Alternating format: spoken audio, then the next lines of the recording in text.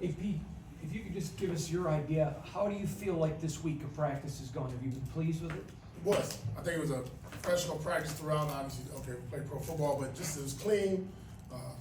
Attention to details is there. The focus is there. The mindset was there. The intent was there. Things that we asked for throughout the week was there. Real clean. Pleased where we're at as of today. Is it a fundamental type thing? Is feel for this week of practice, like you said, get back to just the fundamentals? Training camp. Yeah. It's training camp, man. Back to square one. Technique, fundamentals, pad level, hand placement, eyes in the right place. Tackling is going to be at a premium, and you'll need a lot of guys to tackle. And I think on the other side of the ball, getting off, double teams, staying together, staying connected, and taking care of the football. You mentioned the tackling. How do you work on that? Is it more live tackling or more? No, you can't go live at this point. You know what I mean? A lot of bags. I mean, it's more just getting yourself in a football position, right? Being square. Not too many times that you're in a perfect football position, but being in the best position you can, and then using the right shoulder, right foot. You know what I mean? And more importantly, grab claw. You see it around the NFL. Everybody's punching at the ball, and there's more missed tackles. Not just us, everybody. But stop punching at the ball and tackle. Coach, obviously every week is physical in the NFL, but do you expect this to be one of the most physical games on the schedule with the Steelers? No, Baltimore is physical, so I have to tell you that on Monday. But we expect it. That's the style of football they play. That's the style of football we want to represent as well. So when you look at the team, they got off to a fast start, and then, okay, what did they get back to when you've had 2 losses? Probably get back to who they are, and that's being a physical team. Tony, I was wondering if you have any updates on Jackson Powers-Johnson and Jacoby? Yeah, they'll practice today.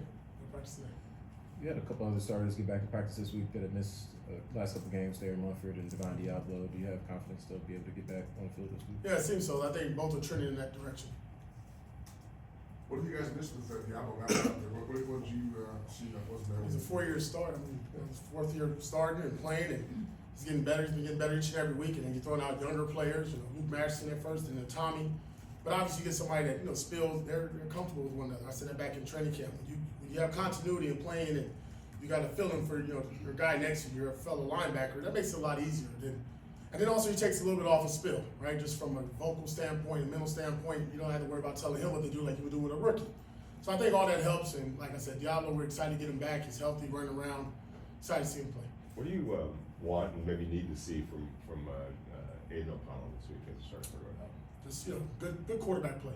First and foremost, take care of the football. Take care of the football. No turnovers. No turnovers. No turnovers. No turnovers. Tommy Eichenberg was telling me in the locker room yesterday or the day before, I don't remember which, but obviously your personalities are different, but you play the same in how he appreciates his quarterback coach, appreciates his Patrick, but your input to him carries a lot of weight. Do you talk about your relationship with him, please? Yeah, I think being biased with all the linebackers, I find my way to get to them throughout the week. If it's in the building, it might be on the field, might be in the cafeteria, just talk life, and then more importantly, football, just linebacker play. I always say it's got to look right, it's got to sound right, it's got to talk right. And I think for a lot of players, as they get in the league, they think they know it all. And not to say that Mike Caldwell's not doing his job, and he's doing an excellent job. But I think just when you hear from your head coach, and obviously he played that position, I think it means a little bit more. But also I want them to understand I was in his position. I started as a rookie, played as a rookie. So there was times that I felt lost or like, man, why is it not coming as easy? Why am I struggling with certain things? And just to make them, kind of put them at ease. And that's with Tommy, but with all the backers, I've always tried to find something throughout the week that I can hit them on, even with Spill. I go to Spill every game, before the game, and pregame warmups, and I tell him he's the baddest SOB on the field today. He needs to be the best linebacker on the field, and he's done that now for 5 games. Coach, what can you say to some of the intangibles about players like Jonah Ulu and Matthew Butler that may need to step into bigger roles at defensive tackle this week? Yeah, I think they both, especially Jonah, he's got more and more reps each and every week. You'll see that again this week. We got some injuries there with Christian. And I think Matthew Butler has done an outstanding job. He's on practice squad. He's been active throughout his career here. And this is a great opportunity for him going forward to step up. Can't replace Christian Wilkins, right? But you can do yourself and be the best version of yourself. And that's all we're going to ask them to do. Just do their job. I'm going to ask them this week, just do right. Just do right. Don't go outside the box. Don't be somebody else. Don't try to make that game-winning play or the game-winning tackle. Just keep them linemen off our linebackers. Get some knockback and use your hands. I think Zamir White might have a chance to get back out there. We'll see. He's practicing today. Coach, at some point, DJ Glaze is going to be facing TJ Watt, obviously, on Sunday. How much has going against Max prepared him for that? Yin and yang right there, right? I mean, it's like, wow. Like, if you can have a better person to go against in each and every practice, and we always start off practice with competition. So, like today, Max is practicing, so he'll get some good reps there versus like Max. But, TJ is a very, very intriguing player when you watch him because he can drop. Doesn't play every snap like Max, but he's very effective. And for some reason, when the game's on the line, on third down or in the red zone, man, you better know where 90 is. And hopefully we got enough hands and eyes on him at all times. They also have Cam Hayward coming to town, so how much of a challenge is this offensive line going to face on Sunday with those guys? Yeah, I mean, you're talking about one of the best probably of all time, you know, inside. And just consistent pro. I mean, he's a badass. I just remember 2 years ago him just pretty much tearing our game apart when we played up there in Pittsburgh. I think it was Christmas Day or so, Christmas Eve. But, you know, a really good player, physical. I mean, it starts with them. When he's in the game, it's difficult to run the ball, especially at him.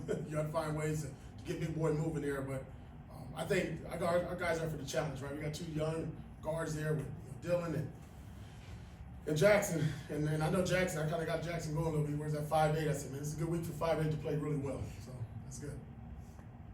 Tony, as a guy that when you played, you were kind of known as a tackling machine anyway. So now in the next level as a coach, how frustrating is it for you to see the issues with tackling, not only here, but league-wide? Yeah, and I'm gonna go back to it. I think we're working so much. Everybody talking about this punch, right? When I played, there was two guys that punched the ball very well and still made tackles. Tillman, and then Charles Woodson. But even in my career, when I played, he was always taught to bite the ball, knock the ball off the receiver, the running back. And I thought we did, to be honest, I thought we did a good job going to training camp, really working on those fundamentals. They started to creep up, saw a little bit of it in preseason. Okay, preseason, you get in the season, guys will get better, but it has been an issue for us. And again, this week, that was the first two things we did in every period was tackling and ball security. But at the end of the day, I always say tackling is a 1-2. Either you want to do it or you don't. You want to get dirty, you don't. You want to have the aches and pains, or you don't. And we just got to have that mindset that, we know we need to take some Advil before and after the game, this one, because it's going to hurt. Yeah, good. All right, appreciate it. Guys, have some smile more.